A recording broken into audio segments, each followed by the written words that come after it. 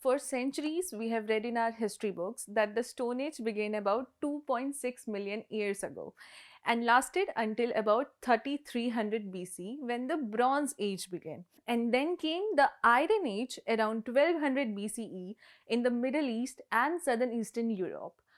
What made this era stand out? The ability to make tools and weapons from iron and steel. This Iron Age changed how people lived and shaped the future of civilizations.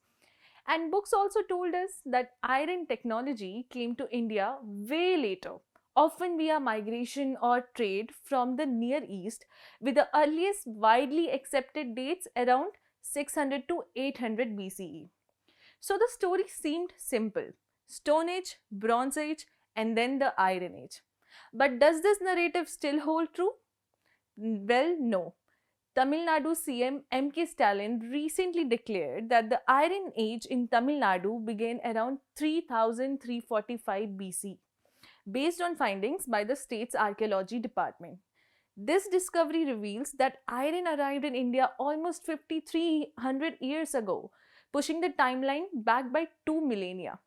It means the Tamil Nadu Iron Age was contemporary with the Indus Valley civilization's Copper and Bronze Age. But this isn't just based on recent discoveries. Sangam literature, which dates back to centuries before, also mentions Tamil Nadu's long standing connection with iron, steel, and its thriving iron industry. According to ancient Tamil texts, iron, especially steel, wasn't just a local asset, it was a global commodity. Tamil Nadu's steel was in such demand that it was exported to places like Roman, Egypt, and other parts of the West.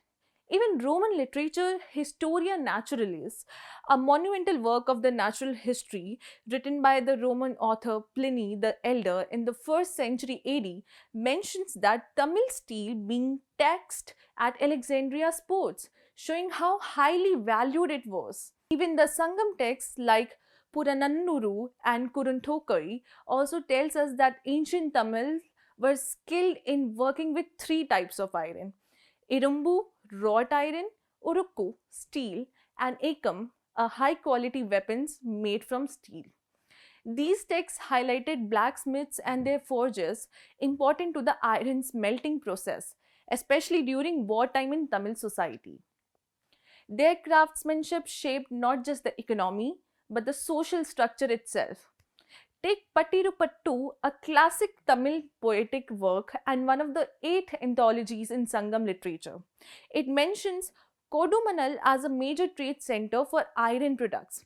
And now archaeological excavations there have even found ancient smelting furnaces. What's intriguing is that regions like central Anatolia, which is now called a modern day Turkey, was often considered the origin of Iron Age.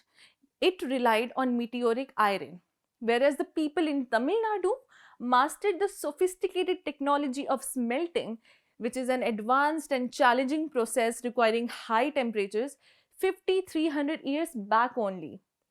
The sparks flying from the furnace while making iron, the steady fire blown through the nozzle, and the action of the pedal bellows operated by foot is mentioned in Ahannonnuru, verse of 72, 224, and 202.